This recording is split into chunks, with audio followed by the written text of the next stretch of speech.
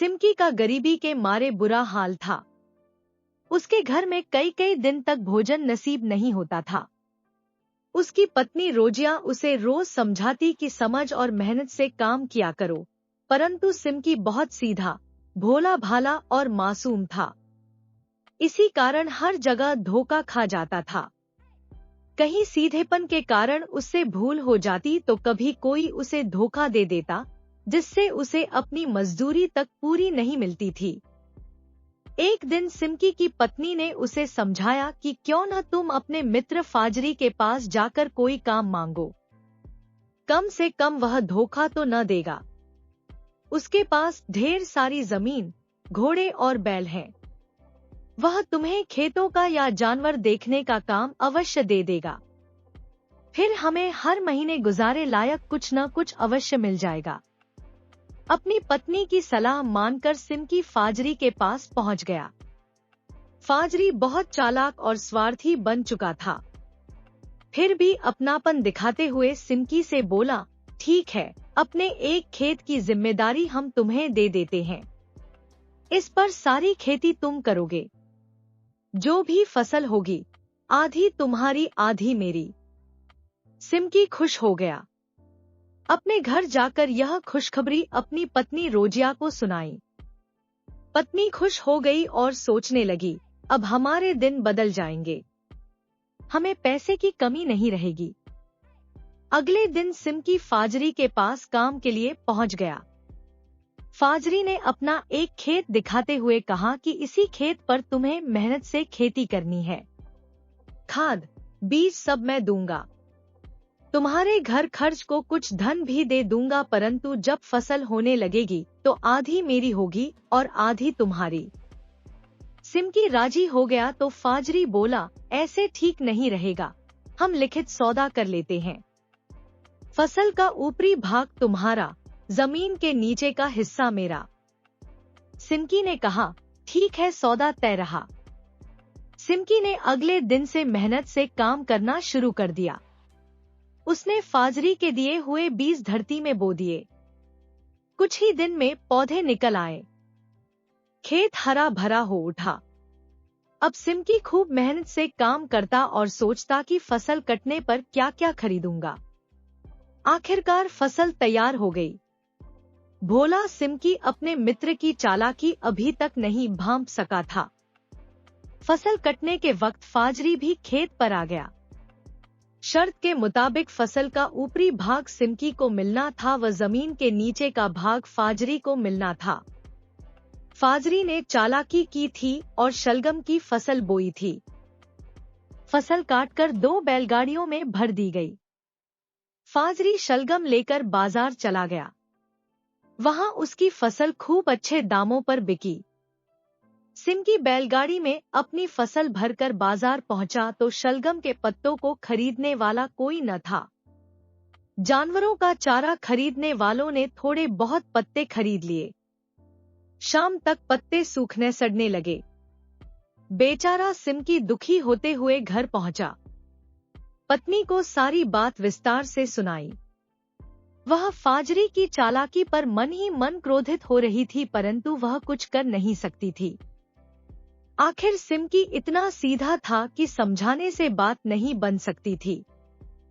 थोड़े दिन बाद जब वह पुन फाजरी के खेत पर काम करने लग गया तो उसने पुन यही शर्त रखी कि आधी फसल तुम्हारी और आधी मेरी। सिमकी ने कहा, मुझे इस बार नीचे की फसल चाहिए। फाजरी मान गया। वह पहले की भांति फाजरी के दिए बीज खेत पर बो आया और खूब मेहनत से खेती करने लगा। जब फसल पककर तैयार हुई तो उसे पता लगा कि यह तो गेहूं की फसल है, परंतु वह कुछ नहीं कर सकता था। शर्त के अनुसार फाजरी ने फसल का ऊपरी हिस्सा यानी गेहूं की बालियां ले ली और उसकी नीचे की शाखाएं सिमकी को दे दी। सिमकी को इस बार भी बहुत नुकसान उठाना पड़ा। सिमकी ने सूखी डालियों को कुटवा कर भूसा बनवाकर बाजार में बेच दिया, परंतु फाजरी गेहूं बेचकर मालामाल हो गया। फाजरी की चतुराई सुनकर सिमकी की पत्नी रोजिया से न रहा गया। उसने चाल चलने की सोची और योजना बना डाली। इस बार सिमकी के साथ रोजिया भी फाजरी के पास गई। वहां पहले की भांति खेती पर आधी आधी फसल की बात तय हुई। सिमकी ने इस बार नीचे की फसल चुनी। पत्नी चाहती थी कि शर्तें उसी के समाने पक्की हों, अतः सारी शर्तें लिखित में पक्की हो गईं। इसके बाद सिमकी अपनी पत्नी के साथ फाजरी के गोदाम से बीज लेने पहुंचा। पत्नी ने उनके दिए बीज का बोरा बदलकर दूसरे बीज का बोरा ले लिया और खेत में जाकर बो दिया। हमेशा की भांति फाजरी इस बार भी खेतों की गुड़ाई बुआई देखने नहीं आया। सिमकी ने अपनी पत्नी के साथ मिलकर खेती करनी शुरू कर दी। दिन रात मेहनत करके ये दोनों खेतों में लगे रहते। आखिरकार उनकी मेहनत रंग लाई। फसल पकने पर फाजरी बड़ी खुशी और घमंड के साथ खेत पर आया तो हरी भरी लहलहाती फसल देखकर खुशी से नाच उठा। परंतु जब फाजरी के मुंशी ने उसके कान में फूंक कर कहा कि इस बार तो सिमकी की नीचे की फसल है, तो फाजरी के पैरों तले से जमीन खिसक गई। फाजरी समझ नहीं पा रहा था कि इस बार धान की फसल के बदले आलू की फसल कैसे बन गई, परंतु सबके सामने कुछ नहीं बोल सका। सामने ही सिमकी की पत्नी भी खड़ी मुस्कुरा रही थी। फिर फसल की कटाई शुरू हुई। शर्त के अनुसार फसल 2 जगह लादी जाने लगी। इस बार फसल ज्यादा हुई थी। इस कारण बैलगाड़ी की जगह फसल को ट्रक में लादा जा रहा था। एक ट्रक में आलू लादे जा रहे थे तो दूसरी तरफ इसके पौधे। सिमकी अपनी आलू की फसल लेकर मंडी में पहुंचा तो बहुत अच्छे दामों पर फसल बेच दी। सिमकी के साथ उसकी पत्नी भी गई थी। दोनों फसल बेचकर खुशी खुशी घर लौटे। उधर फाजरी के आलू के पौधे मंडी पहुंचते पहुंचते सूख चुके थे, अतः उन्हें जानवरों के चारे के लिए भी कोई खरीदने वाला न था। उसको पहली बार ऐसा झटका मिला था। इस बार जैसे को तैसा मिला था। उसने मन ही मन निश्चय किया कि अगली फसल में वह बदला जरूर निकालेगा।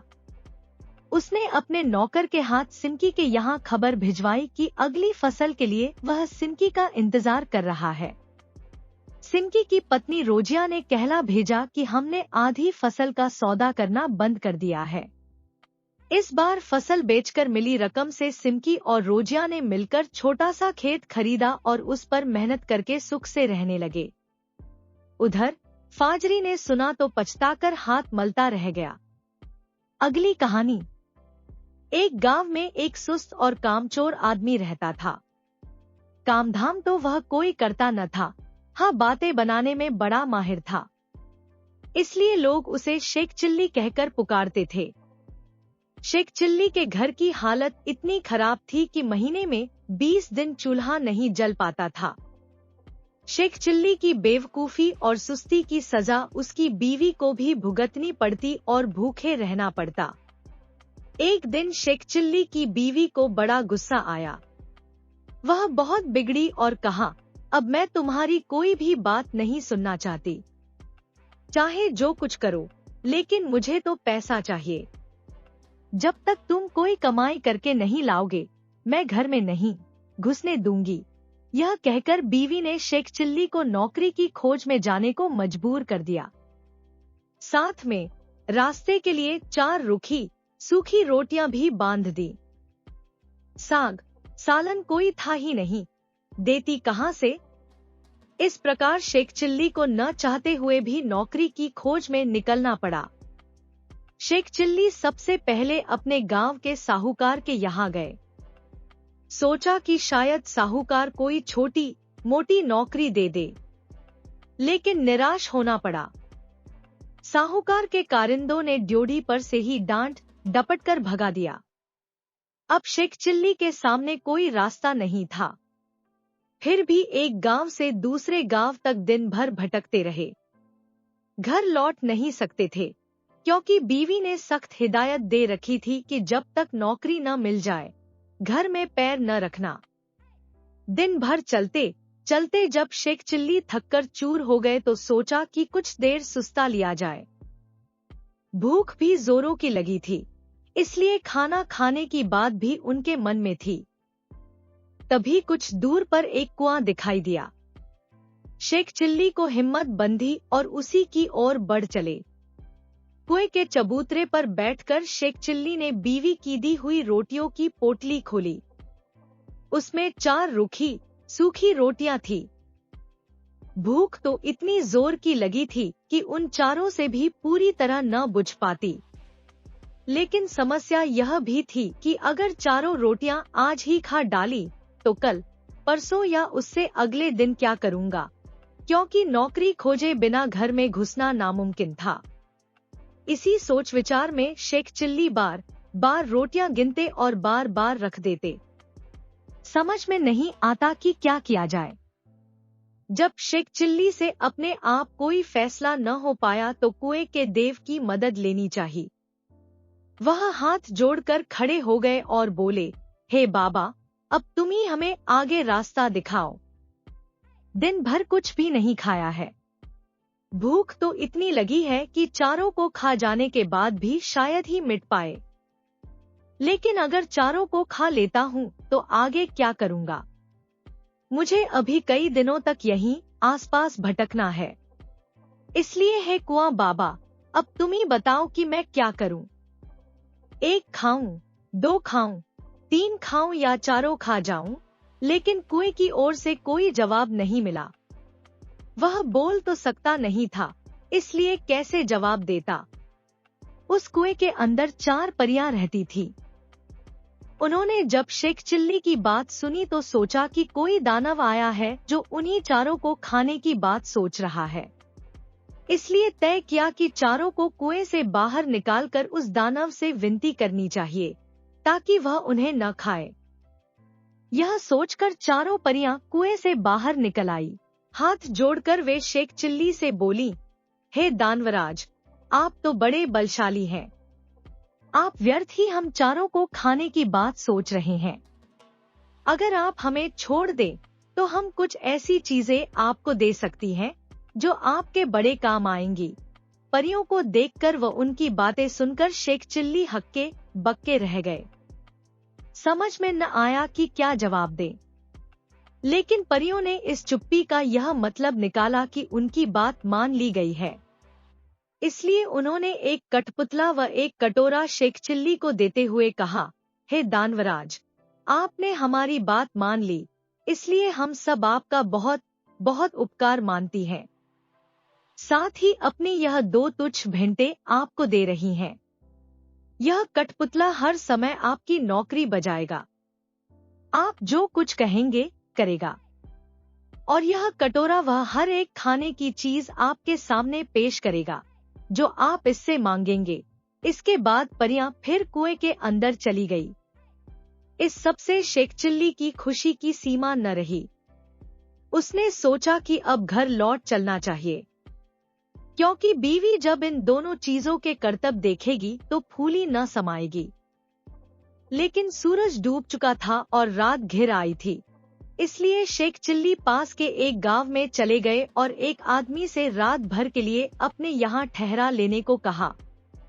यह भी वादा किया कि इसके बदले में वह घर के सारे लोगों को अच्छे अच्छे पकवान व मिठाइयाँ खिलाएंगे। वह आदमी तैयार हो गया और शेख चिल्ली को अपनी बैठक में ठहरा लिया। शेख चिल्ली ने भी अपने कटोरे को निकाला और उससे अपने करतब दिखाने को कहा। बात की बात में खाने की अच्छी अच्छी चीजों के ढेर लग गए। जब सारे लोग खा पी चुके तो उस आदमी की घरवाली जूठे बर्तनों को लेकर नाली की ओर चली। यह देखकर शेख चिल्ली ने उसे रोक दिया और कहा कि मेरा कठपुतला बर्तन साफ कर देगा। शेख चिल्ली के कहने भर की देर थी कि कठपुतले ने सारे के सारे बर्तन पल भर में निपटा डाले। शेख चिल्ली के कठपुतले और कटोरे के यह अजीबोगरीब करतब देखकर गांव के उस आदमी और उसकी बीवी के मन में लालच आ गया। शेख चिल्ली जब सो गए तो वह दोनों चुपके से उठे और शेख चिल्ली के कटोरे व कठपुतले को चुराकर उनकी जगह एक नकली कठपुतला और नकली ही कटोरा रख दिया। शेख चिल्ली को इस बात का पता न चला। सवेरे उठकर उन्होंने हाथ मुंह धोया और दोनों नकली चीजें लेकर घर की ओर चल दिए। घर पहुंचकर उन्होंने बड़ी डींगे हाँकी और बीवी से कहा, भगवान, अब तुझे कभी किसी बात के लिए झींकना नहीं पड़ेगा। न घर में खाने को किसी चीज की कमी रहेगी और न ही कोई काम तुम्हें करना पड़ेगा। तुम जो चीज खाना चाहोगी मेरा यह कटोरा तुम्हें खिलाएगा और जो काम करवाना चाहोगी मेरा यह कठपुतला कर डालेगा। लेकिन शेख चिल्ली की बीवी को इन बातों पर विश्वास न हुआ। उसने कहा, तुम तो ऐसी डींगे रोज ही मारा करते हो, कुछ करके दिखाओ तो जानूं। हाँ, क्यों नहीं, शेख चिल्ली ने तपाक से जवाब दिया और कटोरा व कठपुतले से अपने अपने करतब दिखाने को कहा। लेकिन वह दोनों चीजें तो नकली थी, अतः शेख चिल्ली की बात झूठी निकली। नतीजा यह हुआ कि उनकी बीवी पहले से ज्यादा नाराज हो उठी। कहा, तुम मुझे इस तरह धोखा देने की कोशिश करते हो। जब से तुम घर से गए हो घर में चूल्हा नहीं जला है। कहीं जाकर मन लगाकर काम करो तो कुछ तनख्वाह मिले और हम दोनों को 2 जून का खाना नसीब हो। इन जादुई चीजों से कुछ नहीं होने का। बेबस शेख चिल्ली खिसियाए हुए से फिर चल दिए। वह फिर उसी कुएं के चबूतरे पर जाकर बैठ गए। समझ में नहीं आ रहा था कि अब क्या किया जाए। जब सोचते सोचते वह हार गए और कुछ भी समझ में न आया तो उनकी आंखें छलछला आईं और वे रोने लगे। यह देखकर कुएं की चारों परियां फिर बाहर आईं और शेख चिल्ली से उनके रोने का कारण पूछा। शेख चिल्ली ने सारी आपबीती कह सुनाई। परियों को हंसी आ गई। वे बोली, हमने तो तुमको कोई भयानक दानव समझा था और इसलिए खुश करने के लिए वे चीजें दी थी। लेकिन तुम तो बड़े ही भोले भाले और सीधे आदमी निकले। खैर, घबराने की जरूरत नहीं, हम तुम्हारी मदद करेंगी। तुम्हारा कठपुतला और कटोरा उन्हीं लोगों ने चुराया है जिनके यहाँ रात को तुम रुके थे। इस बार तुम्हें एक रस्सी व डंडा दे रही हैं। इनकी मदद से तुम उन दोनों को बांध व मारकर अपनी दोनों चीजें वापस पा सकते हो। इसके बाद परियां फिर कुएं में चली गई। जादुई रस्सी डंडा लेकर शेख चिल्ली फिर उसी आदमी के यहाँ पहुँचे और कहा, इस बार मैं तुम्हें कुछ और नए करतब दिखाऊंगा। वह आदमी भी लालच का मारा था। उसने समझा कि इस बार कुछ और जादुई चीजें हाथ लगेंगी, इसलिए उसने खुशी खुशी शेख चिल्ली को अपने यहाँ टिका लिया। लेकिन इस बार उल्टा ही हुआ।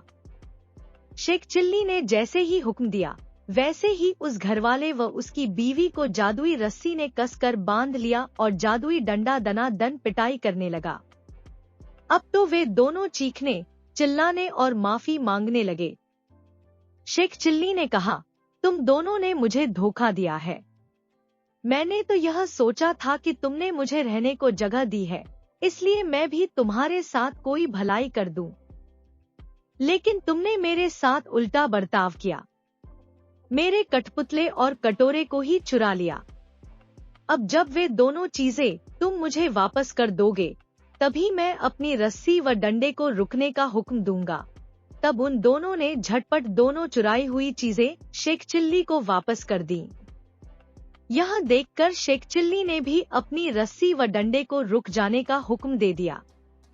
अब अपनी चारों जादुई चीजें लेकर शेख चिल्ली प्रसन्न मन से घर को वापस लौट पड़े। जब बीवी ने फिर देखा कि शेख चिल्ली वापस आ गए हैं तो उसे बड़ा गुस्सा आया। उसे तो कई दिनों से खाने को कुछ मिला नहीं था, इसलिए वह भी झुंझलाई हुई थी। दूर से ही देखकर वह चीखी, कामचोर तुम फिर लौट आए। खबरदार, घर के अंदर पैर न रखना, वरना तुम्हारे लिए बेलन रखा है। यह सुनकर शेख चिल्ली दरवाजे पर ही रुक गए। मन ही मन उन्होंने रस्सी व डंडे को हुक्म दिया कि वे उसे काबू में करें।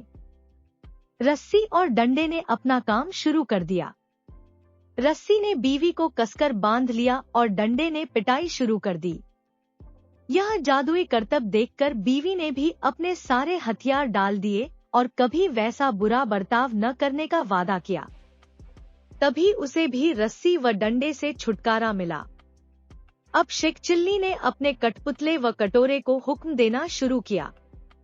बस फिर क्या था। कठपुतला बर्तन, भाड़े व जिन चीजों की कमी थी, झटपट वह सब ले आया और कटोरे ने बात की बात में नाना प्रकार के व्यंजन तैयार कर दिए। अगली कहानी बहुत पुरानी कहानी है।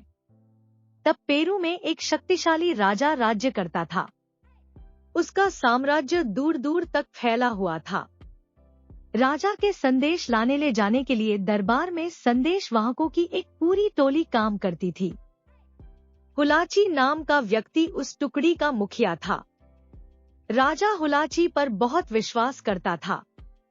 अगर राजा को कोई अत्यंत महत्वपूर्ण और गुप्त संदेश भेजना होता तो वह हुलाची को ही सौंपता था।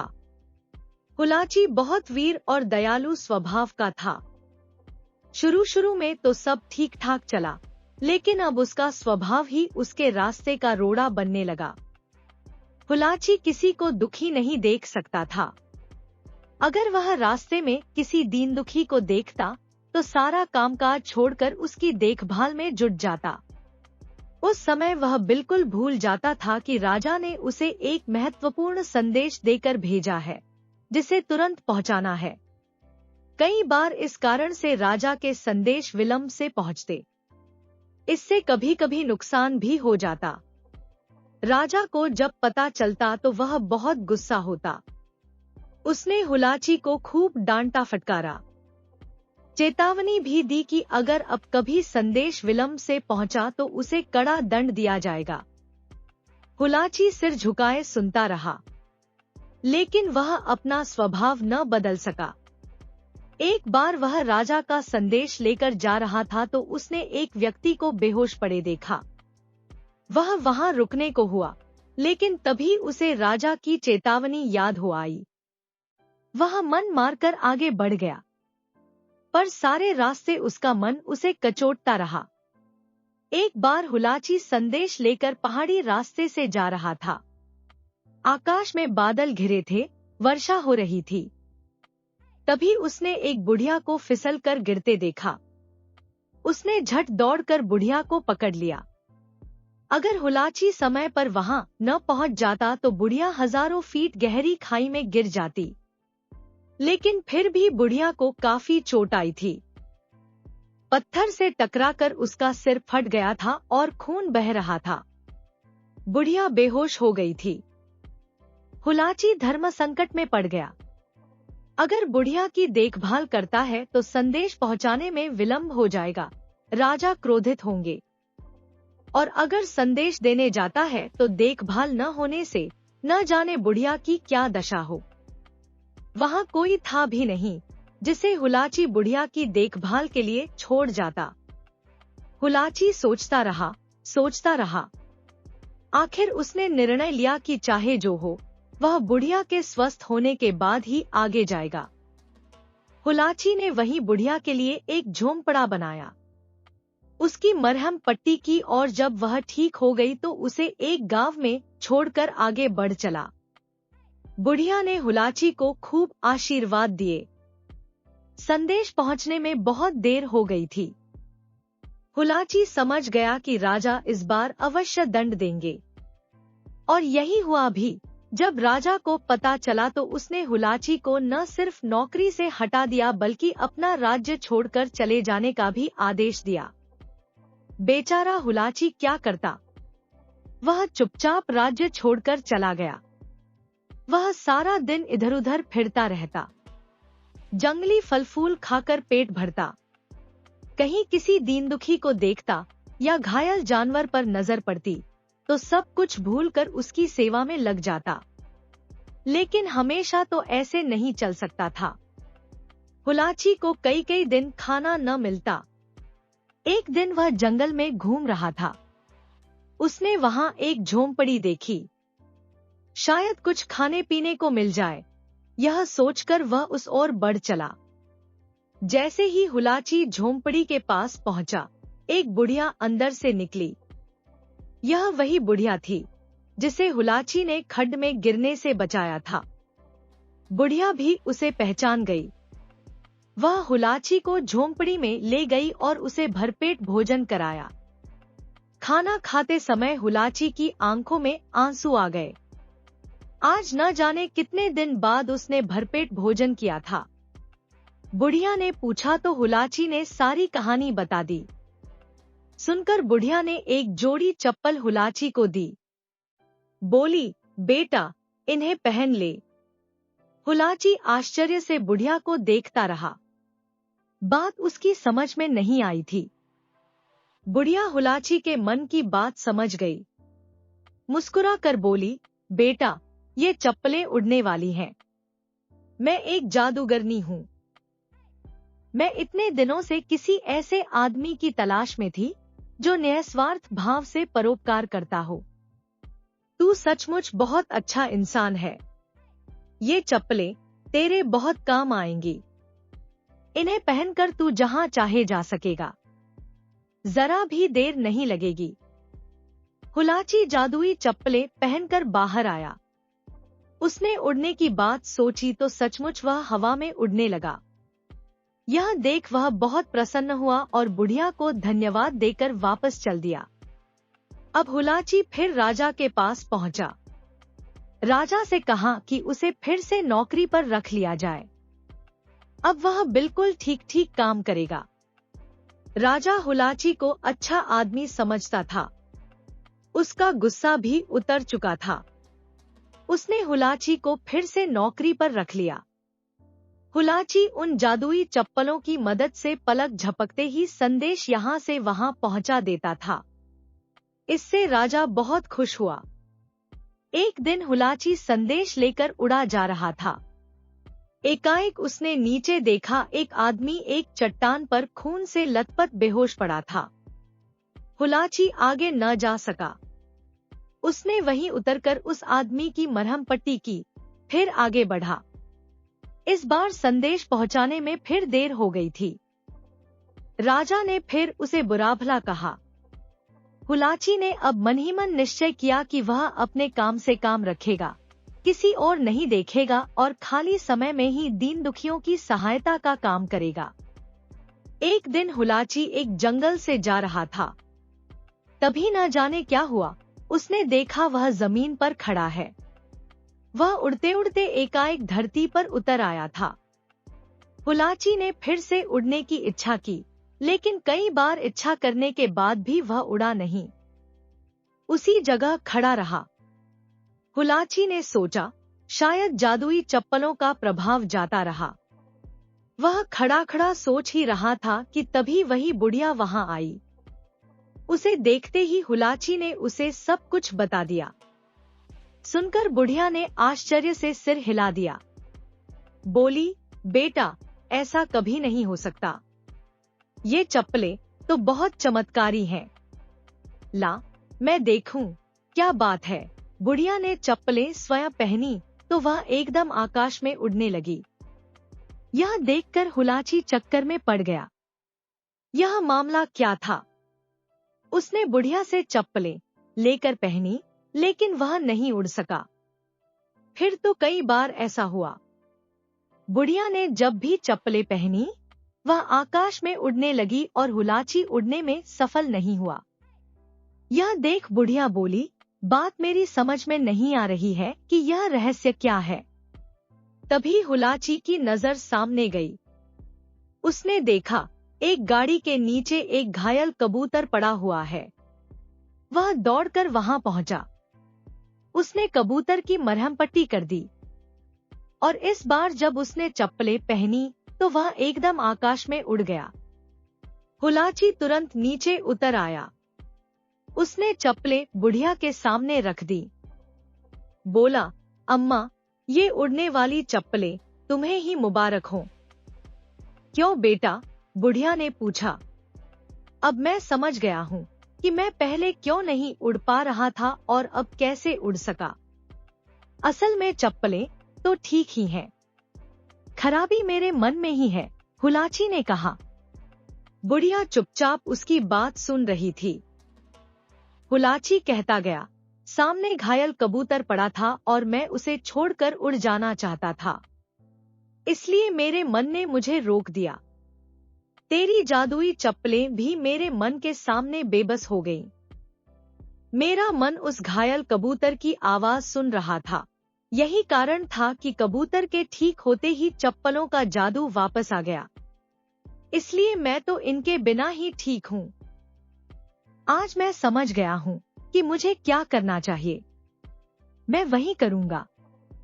और उस काम के लिए मुझे इन जादुई चप्पलों की कोई आवश्यकता नहीं है। सुनकर बुढ़िया हंस पड़ी। बोली, बेटा, तूने ठीक कहा। मन के जादू के सामने हर जादू बेकार है। तू दीन दुखियों की सेवा कर, उसी जादू से तुझे सुख मिलेगा। बस उस दिन से हुलाची ने सारे काम छोड़ दिए।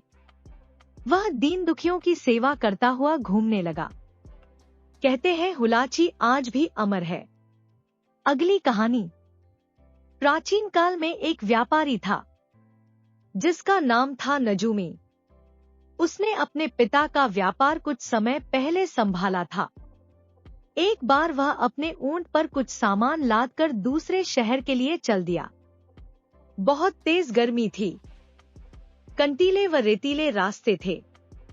अचानक आंधी चलने लगी। नजूमी एक ठीक सी सराय देखकर वहां ठहर गया। उसने ऊंट से सामान उतारा और ऊंट को बाहर ही बांध दिया। वह दिन भर का थका हुआ था, इस कारण उसे लेटते ही गहरी नींद आ गई। सुबह को जब वह सोकर उठा तो ऊंट को बाहर बंधा न देखकर घबरा गया। तभी उसने देखा कि उसका सामान भी वहां नहीं है। वह रोने लगा। नजूमी रोते रोते सराय के मालिक के पास पहुंचा, परंतु सराय मालिक को ऊंट के बारे में कोई जानकारी नहीं थी। नजूमी ऊंट की खोज में तेजी से शहर की ओर चल दिया, परंतु काफी दूर तक सड़कें सुनसान थी। ऊंट तो क्या, कोई आदमी भी नजर नहीं आता था। काफी दूर चलने पर उसे एक राहगीर मिला। नजूमी ने उस राहगीर से पूछा, भाईजान, क्या आपने इधर से किसी आदमी को ऊंट ले जाते देखा है? राहगीर बोला, ऊंट तो क्या, मैंने कोई गधा घोड़ा भी इधर से जाते नहीं देखा, परंतु न जाने क्यों मुझे लगता है कि आपका ऊंट काना है। नजूमी उस राहगीर का हाथ पकड़कर खड़ा हो गया और बोला, मैं आपको यूं ही न जाने दूंगा। आपने अवश्य ही मेरा ऊंट इधर से जाते देखा है। राहगीर ने हाथ छुड़ाकर आगे बढ़ते हुए कहा, मैं सच कह रहा हूँ कि मैंने आपका ऊंट नहीं देखा। देखा होता तो अवश्य बता देता। नजूमी राहगीर के साथ साथ बातें करते हुए चलने लगा। उसने सोचा कि शायद बातों बातों में वह राहगीर उस ऊंट के चोर के बारे में सही सही बता देगा। हो न हो इसने मेरा ऊंट देखा अवश्य है, वरना उसे कैसे पता चलता कि मेरा ऊंट काना है। परंतु कुछ ही मिनटों में राहगीर बोला, भाई साहब, आप क्यों अपना समय बर्बाद कर रहे हैं? यह सड़क सीधी शहर को जाती है। चोर अवश्य ही इधर से ऊंट ले गया होगा। आप बिना समय गंवाए तेजी से जाएंगे तो अवश्य ही आपका ऊंट मिल जाएगा। लगता है आपके ऊंट के एक तरफ चीनी की बोरी लदी हुई थी। नजूमी हैरत में पड़ गया कि यदि राहगीर ने ऊंट को नहीं देखा तो यह कैसे बता रहा है कि उसके एक तरफ चीनी लदी थी। नजूमी ने पूछा, आप ठीक फरमाते हैं, परंतु क्या आप बता सकते हैं कि ऊंट की दूसरी तरफ क्या था? राहगीर बोला, शायद कोई अनाज होगा। अब तो नजूमी का शक यकीन में बदल गया और वह राहगीर से झगड़ने लगा कि वह ऊंट चोर को अवश्य जानता है अथवा उसने किसी को ऊंट ले जाते देखा है। राहगीर ने नजूमी को सड़क की ओर धकेलते हुए कहा, यदि अब तुमने समय गवाया तो ऊंट भी गवा दोगे। नजूमी को कुछ न सूझा। वह सड़क पर तेजी से दौड़ने लगा। वह कुछ घंटों तक शहर जाने वाली सड़क पर दौड़ता रहा। तभी उसने एक स्थान पर ऊंटों का झुंड देखा। वहां कुछ छायादार पेड़ थे जिनके नीचे यात्री आराम कर रहे थे। नजूमी जल्दी से अपना ऊंट तलाशने लगा। तभी उसने देखा कि उसका ऊंट एक पेड़ से बंधा है और जुगाली कर रहा है। साथ ही गेहूं और चीनी के बोरे भी उतरे हुए रखे हैं। नजूमी चीख चीख कर पूछने लगा, यह मेरा ऊंट है, इसे कौन यहाँ लाया है? परंतु किसी ने कोई जवाब नहीं दिया। नजूमी कुछ देर आराम करना चाहता था, परंतु उसकी इच्छा थी कि वह ऊंटचोर को सजा अवश्य दिलवाए। यदि वह आराम करने रुक जाता तो चोर उसके हाथ से निकल जाता। वह सोचने लगा कि उसका ऊंट कौन चुरा सकता है। सोचते सोचते उसका शक उसी राहगीर पर अटक गया। उसे लगा कि हो न हो वह राहगीर या तो स्वयं चोर है या उस चोर का साथी है। वह अपना ऊंट लेकर तेजी से सराय की ओर चल पड़ा ताकि राहगीर को बीच सड़क पर ही पकड़ सके। थोड़ी सी दूर जाने पर ही राहगीर मिल गया। ऊंट को लाते देखकर राहगीर नजूमी से बोला, मिल गया आपका ऊंट? परंतु नजूमी को क्रोध आ रहा था। वह तुरंत उस ऊंट से उतरकर उस राहगीर को पकड़कर बोला, एक तो ऊंट चुराते हो, ऊपर से भोले बनकर कहते हो मैंने ऊंट नहीं देखा। नजूमी राहगीर को पकड़कर काजी के पास ले गया। उसने काजी से शिकायत की कि इस राहगीर ने मेरा ऊंट चुराया है और ऊपर से कहता है कि इसने मेरा ऊंट देखा तक नहीं है। उसने राहगीर की पूरी बात काजी को बता दी। काजी को सुनकर लगा कि अवश्य कोई गड़बड़ है, वरना राहगीर सारी बातें सही कैसे बता सकता है। उसने सख्ती बरतते हुए राहगीर से पूछा, सच बताओ कि क्या तुमने ऊंट चुराया या चुराने में मदद की? राहगीर शांत भाव से बोला, हुजूर, मैंने तो इसका ऊंट देखा तक नहीं था, फिर मैं ऊंट चुरा कैसे सकता हूँ? काजी ने पूछा, देखो, यदि तुमने झूठ बोला तो तुम्हें कारागार में डाल दिया जाएगा। अब तुम यह बताओ कि यदि तुमने ऊंट देखा ही नहीं तो तुम्हें यह कैसे पता लगा कि नजूमी का ऊंट काना है? यह सुनकर राहगीर के चेहरे पर डर के कोई भाव प्रकट नहीं हुए। वह बिना हिचकिचाहट के बोला, जिस रास्ते से मैं गुजर रहा था उस रास्ते के दाहिनी ओर के वृक्षों की डंडियां व पत्तियां बिल्कुल सही सलामत थीं, जबकि बाईं ओर की पत्तियां ताजी खाई हुई जान पड़ती थी। इससे मुझे ऐसा जान पड़ा कि इधर से जो जानवर गया है वह अवश्य एक आंख से काना है, तभी उसने केवल एक ही ओर की पत्तियां खाई हैं। राहगीर की बात सुनकर नजूमी व काजी दोनों संतुष्ट हो गए। अब काजी ने राहगीर की बुद्धिमत्ता का लोहा मानते हुए धीमे स्वर से पूछा, राहगीर, अच्छा तुम्हें यह कैसे पता लगा कि ऊंट के एक तरफ चीनी लदी थी, दूसरी तरफ कोई अनाज? राहगीर बोला, उस रास्ते में स्थान स्थान पर चीनी के दाने बिखरे थे, जिन पर मक्खियां भिनभिना रही थी। हो सकता है कि चीनी की बोरी में कोई छेद हो। इसी से मैंने अंदाज लगाया कि उधर से निकलने वाले जानवर की पीठ पर चीनी लदी होगी।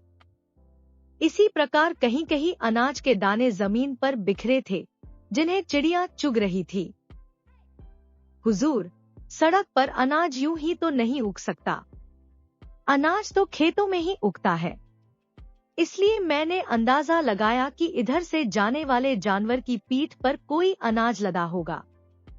राहगीर की बात सुनकर नजूमी अपने व्यवहार पर बहुत लज्जित होते हुए उससे माफी मांगने लगा। काजी ने भी राहगीर की बुद्धिमत्ता की प्रशंसा की और उसे छोड़ दिया। अगली कहानी। एक गांव में रमीना अपने पति व 4 बेटों के साथ रहती थी। वह अपने व अपने परिवार के साथ खूब खुशहाल थी। वह मध्यम आय वाला परिवार था। अतः रमीना परिवार की कमाई का अधिकांश भाग बच्चों की शिक्षा पर खर्च करती थी।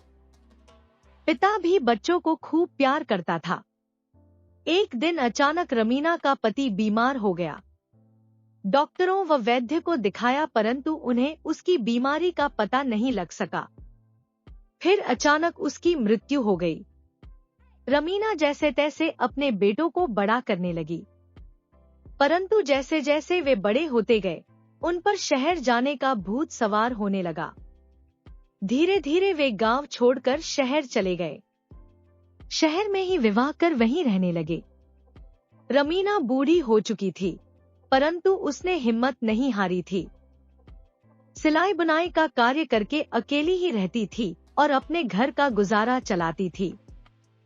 एक दिन वह रसोई में खीर बना रही थी।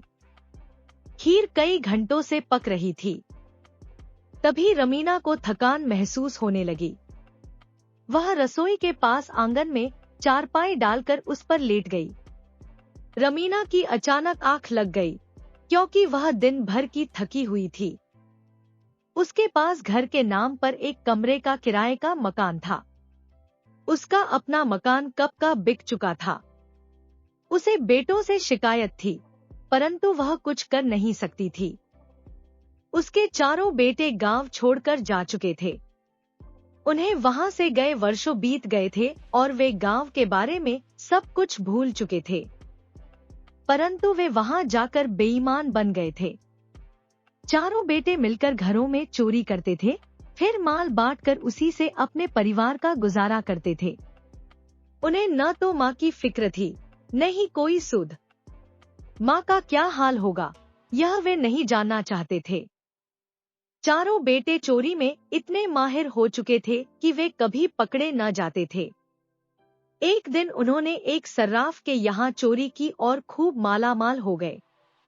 लेकिन चोर को तो चोरी के सिवा कुछ करना आता ही नहीं है, अतः वे आलसी बनकर उस माल पर ऐश करने लगे। कुछ ही दिनों में सारा धन और माल समाप्त हो गया। अब उन्हें फिर से धन पाने की चिंता सताने लगी। एक दिन वे चोरी के इरादे से शाम को घर से निकले। तभी उन्हें एक युवक मिला। वह बोला, तुम कहाँ जा रहे हो, मुझे भी साथ ले लो। चारों ने उसे साथ ले चलने से इनकार कर दिया, परंतु वह युवक उनकी खुशामद करने लगा और बोला, अच्छा भैया, तुम यह बता दो कि तुम कहाँ जा रहे हो। एक बेटा क्रोधित होकर बोला, चोरी करने चलोगे? हाँ भैया, सब कुछ करूँगा। मैंने 5 दिन से खाना नहीं खाया है, जैसा कहोगे वैसा ही करूँगा। जो दोगे वही ले लूँगा, अपना हिस्सा भी नहीं मांगूंगा। चारों भाइयों को बात जंच गई कि मुफ्त में नौकर मिल रहा है, जो चोरी में भी साथ देने को तैयार है, फिर वह अपना हिस्सा भी नहीं मांगेगा। उन्होंने युवक को साथ ले लिया, परंतु उसे समझाया, देखो, तुम पहली बार चोरी करने जा रहे हो, अतः कोई बेवकूफी मत करना। युवक तैयार हो गया और उन चारों के साथ चल दिया। चारों भाई चोरी के लिए मकान तलाश करने लगे। उन्होंने कई मकानों में घुसने का प्रयास किया, परंतु हर घर में कोई न कोई जाग रहा था। अचानक उन्हें एक घर का दरवाजा खुला दिखाई दिया। वे उसमें घुस गए। वहां उन्होंने खूब जमकर चोरी की। घर का हर सामान एक चादर में बांध लिया। हालांकि घर में कोई भी कीमती सामान न था, परंतु वे चोरी करने निकले थे तो उन्हें कुछ न कुछ तो चुराना ही था। तभी एक बेटे की नजर रसोई की ओर गई। वहां खीर पक रही थी। चारों को लगा कि चलने से पहले गर्मा गर्म खीर का मजा ले लेना चाहिए। पांचों लोग खीर खाने में व्यस्त थे। तभी उनकी निगाह आंगन में सोई बुढ़िया की ओर गई। चारों बेटे अपनी माँ को पहचान न सके, क्योंकि इतने वर्षों में वह बूढ़ी हो चुकी थी। नया चोर युवक बोला, भैया, यह बुढ़िया कैसे हाथ पसारे सो रही है? लगता है कि यह कह रही है कि सारी खीर अकेले खा जाओगे, मुझे नहीं खिलाओगे। दूसरा बोला, हाँ और क्या, यह अपने लिए खीर पका रही है और हमने खत्म कर दी तो यह क्या खाएगी? तभी युवक तेजी से उठा और एक चम्मच खीर बुढ़िया के हाथ पर रख दी। गर्म खीर हाथ पर रखते ही बुढ़िया चिल्लाते हुए उठ बैठी। वह चिल्लाई, बचाओ, मैं मर गई। उसकी आवाज सुनकर पांचों चोर घर के अलग अलग कोनों में छिप गए। रमीना के चिल्लाने से बहुत सारे पड़ोसी दौड़े आए और पूछने लगे कि क्या हुआ, वह क्यों चिल्ला रही है। अचानक हाथ पर गर्म खीर रखने से और भीड़ इकट्ठी होने से रमीना कुछ समझ ही न सकी कि क्या हुआ। वह नींद में थी। तभी एक पड़ोसी ने पूछा, अम्मा क्या हुआ? रमीना बोली, पता नहीं क्या हुआ, मैं तो सो रही थी। यह खीर मेरे हाथ पर कहां से आई, यह तो ऊपर वाला ही जाने। सभी चोर अलग कोनों में छिपे बुढ़िया की बातें सुन रहे थे और घबरा रहे थे कि वे कहीं पकड़े न जाएं। युवक, जो नया चोर था और पहली बार चोरी करने निकला था, इत्तेफाक से ऊपर छत के किनारे छिपा बैठा था। रमीना की बात सुनकर उसे यूं लगा कि बुढ़िया ने उसे देख लिया है, तभी कह रही है कि ऊपर वाला जाने। वह ऊपर छिपे छिपे ही जोर से बोला, मैं क्या जानूं, यह तो गुसलखाने वाला ही जाने कि क्या हुआ। युवक की बात सुनकर गुसलखाने में छिपा चोर घबरा गया कि वह पकड़ा जाएगा तो उसकी पिटाई होगी। वह स्वयं को बचाने के प्रयास में बोला, मैं क्या जानूं, चारपाई के पीछे वाला जाने। तभी चारपाई के पीछे वाला बोल उठा, वाह, मुझे क्यों फंसा रहे हो, मैं क्या जानूं, सीढ़ियों वाला जानता है कि क्या हुआ। सीढ़ियों वाले ने भी तुरंत इसी तरह चिल्लाकर कहा, मुझे क्यों फंसाते हो, मैं क्या जानूं कि क्या हुआ, यह तो बिस्तर के पीछे वाला जानता है। सारे अड़ोसी पड़ोसी व रमीना हैरान थे कि आवाज कहां कहां से आ रही है। वे सब एक साथ झपट पड़े और पांचों चोरों को पकड़ लिया। पांचों चोरों को जेल में डाल दिया गया। वहां पुलिस ने उनका अतापता पूछा तो पता लगा कि उनमें से 4 चोर तो रमीना के ही बेटे थे। चारों ने बहुत मिन्नत की कि उन्हें बख्श दिया जाए, परंतु रमीना ने कहा, मैं बचाने वाली कौन होती हूँ, जैसी करनी वैसी भरनी। अगली कहानी। किसी समय किसी राज्य में एक राजा था। दरबारियों ने उसके मन में यह बात बैठा दी कि योगी तो पाखंडी होते हैं, कोई कामकाज किए बिना खाते पीते और मौज मनाते हैं। कुछ दरबारी इस राय से सहमत नहीं थे। वे दबे स्वर में कहते थे कि सब अंगुलियां एक समान नहीं होती, सब दिन भी एक समान नहीं होते, फिर सब योगी एक जैसे तपस्वी या एक जैसे भ्रष्ट कैसे हो सकते हैं। तर्क वितर्क से कोई समाधान नहीं हो सका तो राजा ने पूरे राज्य में डुगडुगी पिटवा दी कि जो सच्चा योगी हो, केवल वही उनके राज्य में योगी के रूप में रह सकता है। जो सच्चा योगी नहीं है, उसे गृहस्थ होना होगा। सब योगियों को राजा के 3 प्रश्नों के उत्तर देने होंगे। जो सही उत्तर देगा उसे ही सच्चा योगी माना जाएगा। एक एक कर सब योगियों को राजा के सामने लाया जाता।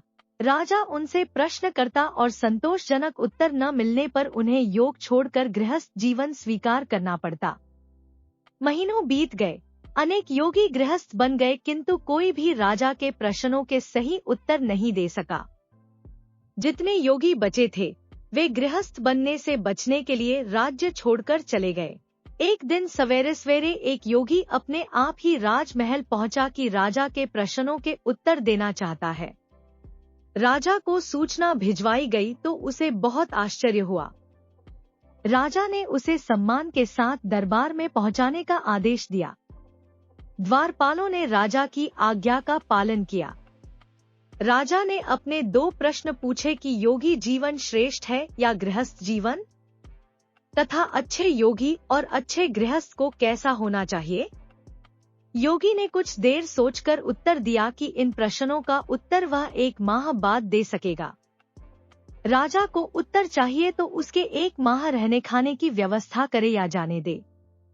राजा के मन में उत्तर पाने की प्रबल इच्छा थी, इसलिए उसने योगी की शर्त स्वीकार कर ली और उसके लिए समुचित व्यवस्था किए जाने का आदेश दिया।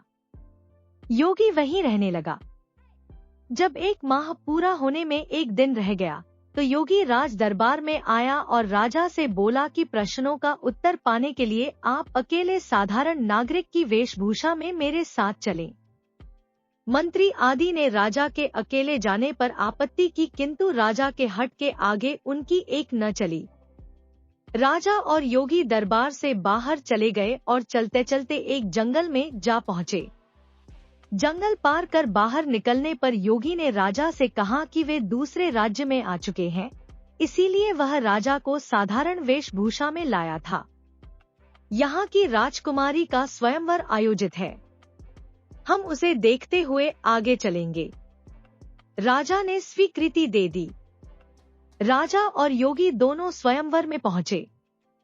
समय पर स्वयंवर आरंभ होने की घोषणा की गई और यह बताया गया कि राजकुमारी जिसे भी चुनेंगी उसी के साथ उनका विवाह कर दिया जाएगा। कुछ देर बाद सखियों सहित सजी संवरी राजकुमारी का आगमन हुआ और वह एक एक कर उपस्थितों के सामने से आगे बढ़ने लगी। वह जिसके सामने आती वह राजकुमारी का अभिवादन कर अपना परिचय देता और राजकुमारी हाथ जोड़कर आगे बढ़ जाती। राजकुमारी योगी के सामने आई तो योगी न खड़ा हुआ, न अभिवादन कर अपना परिचय दिया। सबको आश्चर्य तब हुआ जब राजकुमारी ने बिना कुछ सोचे विचारे योगी के कंठ में वरमाला डाल दी।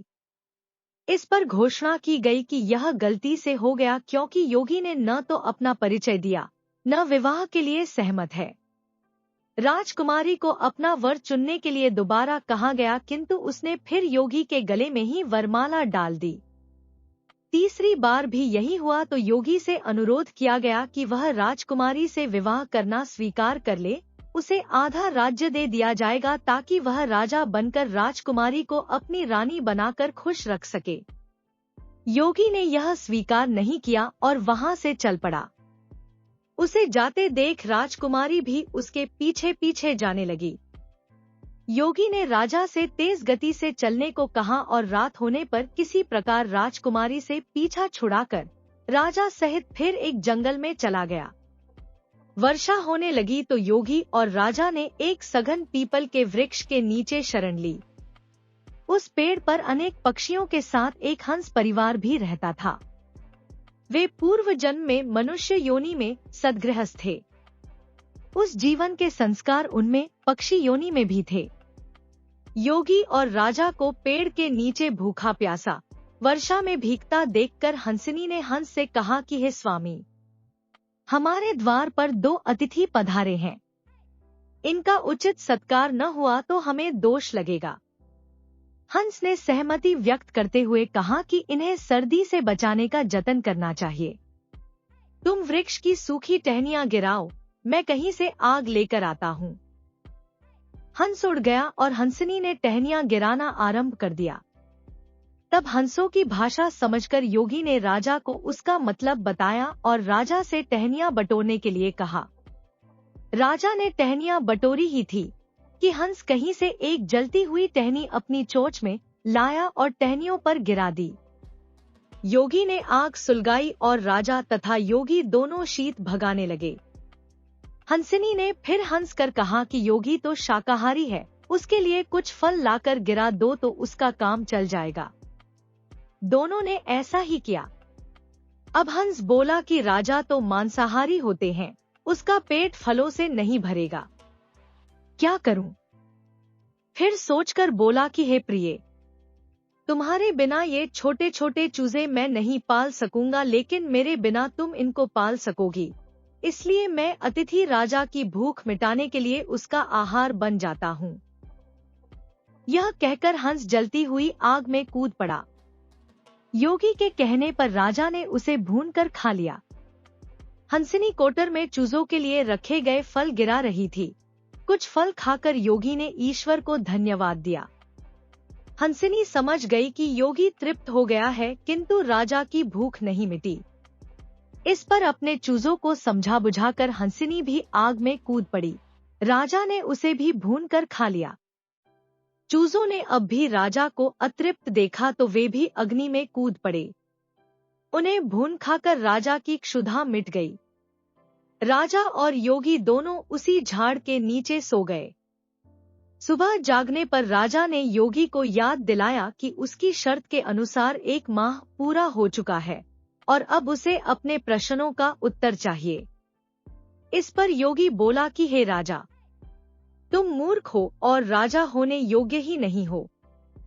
कल जो कुछ घटा, क्या उससे तुमको अपने प्रश्नों का उत्तर नहीं मिला? तुमने पूछा था योगी को कैसा होना चाहिए। कल एक राजकुमारी ने योगी के गले में 3 बार वरमाला डाली और राजा ने आधा राज्य देने की घोषणा की, फिर भी योगी उसे ठुकरा कर प्रभु भक्ति के पथ पर चल दिया। योगी को ऐसा ही होना चाहिए कि सांसारिक प्रलोभन उसे भक्ति के पथ से डिगा न सके। तुमने दूसरा प्रश्न यह किया था कि गृहस्थ को कैसा होना चाहिए। यह हंसहंसिनी तथा उनके चूजों ने अपने आचरण से बता दिया कि द्वार पर आया अतिथि देव सदृश होता है। अपने प्राण देकर भी अतिथि का सत्कार करना चाहिए। तुम्हारा अंतिम प्रश्न था कि योगी और गृहस्थ में से कौन श्रेष्ठ है। इसका उत्तर यह है कि योगी हो या गृहस्थ, अपने धर्म का पालन करने वाला ही श्रेष्ठ होता है। तुम राजा हो, तुम्हारा धर्म क्या है। योगी की बात सुनकर राजा का सिर शर्म से झुक गया। वह समझ गया कि राजा प्रजा का पालक होता है। उसका धर्म प्रजा का पालन करना है और उन्हें उनकी रुचि के अनुसार धर्म का पालन करने देना राजा का धर्म है। अपने राज्य में योगियों को उनके धर्म का पालन न करने देकर और सत्ता का भय दिखाकर योगियों को धर्मच्युत करके यह सिद्ध हो गया है कि वह राजा होने योग्य नहीं है। राजा ने योगी के चरण पकड़कर अपनी भूल स्वीकार की और स्वयं को योगी बनाने की प्रार्थना की। तब योगी ने कहा कि हे राजन, भूल करने के बाद उसे सुधारना ही धर्म है। भूल कर पलायन कर जाना सही राह नहीं है। तुम वापस अपने राज्य में जाओ और धर्म पूर्वक अपनी प्रजा की रक्षा और पालन करो। अपना जीवन सात्विक रखो, विलासी नहीं। यदि तुम्हारी क्षुधा प्रबल नहीं होती तो तुम भी फलों से संतुष्ट हो पाते और हंसहंसिनी व चूजों को प्राण नहीं देने पड़ते। राजा शर्म के कारण अपना सिर तक न उठा सका और रोते रोते योगी के चरण पकड़कर वचन दिया कि वह राजा होते हुए भी योगियों की भांति केवल प्रजाहित के लिए जिएगा, किसी तरह का मोह नहीं पालेगा और हंस परिवार का कृतज्ञ होते हुए निरक्षीर बुद्धि से न्याय करेगा। अगली कहानी बहुत पहले की बात है। एक गरीब किसान एक गांव में रहता था। उसके पास एक बहुत छोटा सा खेत था जिसमें कुछ सब्जियां उगाकर वह अपना व अपने परिवार का पेट पालता था। गरीबी के कारण उसके पास धन की हमेशा कमी रहती थी। वह बहुत ईर्ष्यालु स्वभाव का था। इस कारण उसकी अपने अड़ोसी पड़ोसी व रिश्तेदारों से बिल्कुल नहीं निभती थी। किसान की उम्र ढलने लगी थी, अतः उसे खेत पर काम करने में काफी मुश्किल आती थी। खेत जोतने के लिए उसके पास बैल नहीं थे। सिंचाई के लिए वर्षा पर निर्भर रहना पड़ता था। खेत में या आसपास कोई कुआं भी नहीं था जिससे वह अपने खेतों की सिंचाई कर सके। एक दिन वह अपने खेत से थकाहारा लौट रहा था। उसे रास्ते में सफेद कपड़ों में सफेद दाढ़ी वाला एक बूढ़ा मिला। बूढ़ा बोला, क्या बात है भाई, बहुत दुखी जान पड़ते हो। किसान बोला, क्या बताऊं बाबा, मेरे पास धन की बहुत कमी है। मेरे पास एक बैल होता तो मैं खेत की जुताई, बुआई और सिंचाई का सारा काम आराम से कर लेता। बूढ़ा बोला, अगर तुम्हें एक बैल मिल जाए तो तुम क्या करोगे? तब मेरी खुशी का ठिकाना नहीं रहेगा। मेरी खेती का सारा काम बहुत आसान हो जाएगा, पर बैल मुझे मिलेगा कहां से? किसान बोला, मैं आज ही तुम्हें एक बैल दिए देता हूँ। यह बैल घर ले जाओ और घर जाकर अपने पड़ोसी को मेरे पास भेज देना, बूढ़े ने कहा। किसान बोला, आप मुझे बैल दे देंगे, यह जानकर मुझे बहुत खुशी हुई, परंतु आप मेरे पड़ोसी से क्यों मिलना चाहते हैं? बूढ़ा बोला, अपने पड़ोसी से कहना कि वह मेरे पास आकर 2 बैल ले जाए। बूढ़े की बात सुनकर किसान को भीतर ही भीतर क्रोध आने लगा। वह ईर्ष्या के कारण जलभुन कर रह गया। वह बोला, आप नहीं जानते कि मेरे पड़ोसी के पास सब कुछ है। यदि आप मेरे पड़ोसी को 2 बैल देना चाहते हैं तो मुझे 1 बैल भी नहीं चाहिए। बूढ़े ने बैल को अपनी ओर खींच लिया और कहा, क्या तुम जानते हो कि तुम्हारी समस्या क्या है? तुम्हारी समस्या गरीबी नहीं बल्कि ईर्ष्या है। तुम्हें जो कुछ मिल रहा है, यदि तुम उसी को देखकर संतुष्ट हो जाते और पड़ोसियों व रिश्तेदारों की सुख सुविधा से ईर्ष्या न करते तो शायद संसार में सबसे ज्यादा सुखी इंसान बन जाते। इतना कहकर बूढ़ा जंगल में ओझल हो गया और किसान मनुष्य की ईर्ष्यालु प्रवृत्ति के बारे में सोचने लगा। अगली कहानी। एक गांव में एक धनी किसान रहता था। किसान के पाम बैलों की जोड़ी और कई खिड़कियों वाले मकान के साथ साथ भुट्टो का एक खेत भी था।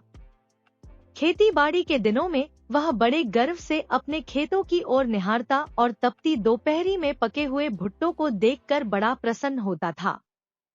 एक साल ऐसा भी आया जब किसान ने देखा कि उसकी अनुपस्थिति में कोई चोर उसके खेतों में आता और रातों रात कुछ भुट्टे चुराकर ले जाता। किसान के 3 लड़के थे। बड़े दोनों लड़के बड़े घमंडी थे, लेकिन छोटा लड़का सीधा साधा और दयालु था। एक दिन किसान ने अपने तीनों लड़कों को बुलाकर कहा, तुम तीनों में से जो भी चोर को पकड़ कर लाएगा उसे ही मैं अपना उत्तराधिकारी बनाऊंगा। सबसे पहले बड़े लड़के ने अपनी किस्मत आजमानी चाहिए। रात के धुंधलके में वह अपनी खाट से उठा और कंधे पर बंदूक रख सिर पर एक गोलाकार टोप पहन खेतों की तरफ चल पड़ा। रास्ते भर वह उनीदी आंखों से उबासियां लेता, ठोकरे खाता चलता रहा। एक कुएं के पास पहुंचकर उसे थोड़ा आराम करने की सूझी। उसने अपनी आंखें टोप से ढक ली और खर्टी भरने लगा। कुछ ही क्षणों बाद एक मेंढक के टर्राने की आवाज से उसकी नींद टूट गई। उसने अपनी आंखें खोली और आश्चर्य से इधर उधर देखने लगा तो पाया कि एक मेंढक उसके करीब आकर बैठ गया है। मुझे अपने साथ भुट्टो के खेत में ले चलो, मेंढक टर्राया, मैं तुम्हें चोर को पकड़ने में मदद करूंगा। लेकिन बड़ा लड़का डपट कर बोला, जा, तू इतना सा मेंढक मेरी क्या मदद करेगा। इतना कहकर उसने मेंढक को उठाकर कुएं में फेंक दिया। फिर वह अपने खेतों की तरफ बढ़ गया। उसने भरसक कोशिश की कि बाकी रात वह आंखों ही में काट दे, लेकिन उसे पता नहीं चला कि कब उसकी आंखें मुंद गई और उसे नींद आ गई। सुबह जब सूरज उगा तो उसने देखा कि कुछ भुट्टे चोरी चले गए थे। अब मंझले लड़के को अपना भाग्य आजमाने का अवसर मिला। वह भी कंधे पर बंदूक रख खेतों की ओर चल पड़ा। रास्ते में उसे प्यास लगी। पानी का बर्तन कुएं में डालकर उसने पानी निकाला तो साथ में वह मेंढक भी निकल आया। बाहर आकर मेंढक ने मंझले लड़के को भी यही कहा, मुझे अपने साथ खेतों में ले चलो। चोर पकड़ने में मैं तुम्हारी सहायता करूंगा। और यह कहकर मेंढक ने अपना टरटर का संगीत छेड़ दिया। मंझला लड़का इस आवाज से बड़ा परेशान हो गया। वह मेंढक को डांटते हुए बोला, अपनी यह कर्कश आवाज बंद करो। मेंढक टर्राता रहा। मंझला लड़का पानी पीकर आगे बढ़ गया। वह भी खेत के एक कोने में बैठकर चोर की प्रतीक्षा करने लगा, पर उसे भी निराशा ही हाथ लगी। मंझला भाई भी असफल रहा तो सबसे छोटे लड़के ने कहा, अब भाग्य आजमाने का अवसर मुझे मिलना चाहिए। उसके दोनों बड़े भाई इस बात पर खूब हंसे और गर्व से कहा, तुम अपने जाने की बात कहने का साहस कैसे कर सके जबकि हम दोनों ही वहां असफल हुए हैं। आखिर तीसरी रात सबसे छोटा लड़का चल पड़ा। उसने भी अपने भाइयों की तरह बंदूक कंधे पर लटकाई, कुछ खाने पीने को साथ लिया और खेतों की ओर चल पड़ा। कुएं के पास आकर उसने अपने झोले में से निकालकर कुछ खाया। उसे भी अपने पांवों के पास वही मेंढक टर्राता हुआ मिला। उसने बड़े गौर से मेंढक की तरफ देखा। कहो दोस्त, कैसे हो? इतना कहकर उसने मेंढक को अपनी हथेली पर उठा लिया और पूछा, कुछ खाओगे? मेरे पास स्वादिष्ट चीजें हैं। मेंढक ने उसकी दी हुई कुछ चीजें खाईं और जब वह खाकर उठा तो मेंढक बोला, मुझे अपने साथ भुट्टो के खेत में ले चलो, मैं तुम्हें चोर पकड़ने में मदद करूंगा। हाँ, क्यों नहीं? बड़ी खुशी से तुम मेरे साथ चल सकते हो। उसके बाद मेंढक ने लड़के से कहा, तुम कुएं की तरफ थोड़ा झुककर किसी भी चीज की कामना करो। कुएं में जादू का एक पत्थर है जिसके प्रभाव से तुम्हारी हर मनोकामना पूरी हो जाएगी। लड़के ने कुएं की तरफ झुककर कहा, मेरी कामना है कि मैं उस चोर को पकड़ूं जो रोज हमारे खेत के भुट्टे नष्ट कर जाता है, किसी खूबसूरत लड़की से शादी करूं और किसी ऐसे शानदार घर में रहूं जिसमें कई कई खिड़कियां हों। इसके बाद वे दोनों साथ साथ खेतों की तरफ चल पड़े। अभी कुछ ही देर हुई थी कि छोटे भाई को अचानक किसी चिड़िया के फड़फड़ाने की आवाज सुनाई पड़ी। एक बहुत बड़ी चिड़िया आकाश से खेतों में उतर रही थी। चांदनी रात में चिड़िया के पंख सोने की तरह चमक रहे थे। छोटे भाई ने मन ही मन सोचा, तो यही है भुट्टा चोर, और निशाना बनाकर वह गोली दागने को ही था कि मेंढक जोर से टर्राया, नहीं नहीं, उसे गोली मत मारो। ऐसा करने से तुम अपनी प्रेमिका को खो बैठोगे। भुट्टे खा लेने के बाद वह चिड़िया उनके ऊपर से उड़ने लगी तो बहुत ही लुभावने स्वर में वह गीत गाने लगी। उसके गाने का अर्थ था कि वह सचमुच में कोई चिड़िया नहीं है, वह तो केवल किसी जादूगर के शाप से लड़की से चिड़िया बन गई थी। इंसान होने के नाते उसे खाने को तो कुछ चाहिए ही, इसीलिए वह रोज इस खेत में भुट्टे चुराकर खाने आती थी। अब मेंढक के गाने की बारी थी। अपना गला साफ करके जब वह गाने लगा तो लड़के ने देखा कि चिड़िया के पंख धीरे धीरे झड़ने लगे हैं। कुछ ही क्षणों में वह चिड़िया एक खूबसूरत लड़की में बदल गई। यही वह खूबसूरत बीवी है जिसकी तुमने कामना की थी, मेंढक बोला। छोटे लड़के ने उस लड़की का हाथ अपने हाथों में ले लिया और तीनों घर की तरफ चल दिए।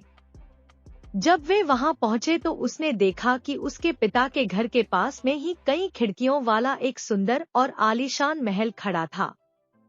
यही वह आलीशान मकान है जिसकी तुमने कामना की थी, मेंढक ने कहा। छोटे लड़के ने अपने पिता को जब यह रोमांचकारी कहानी बताई तो वह भी हैरान रह गया।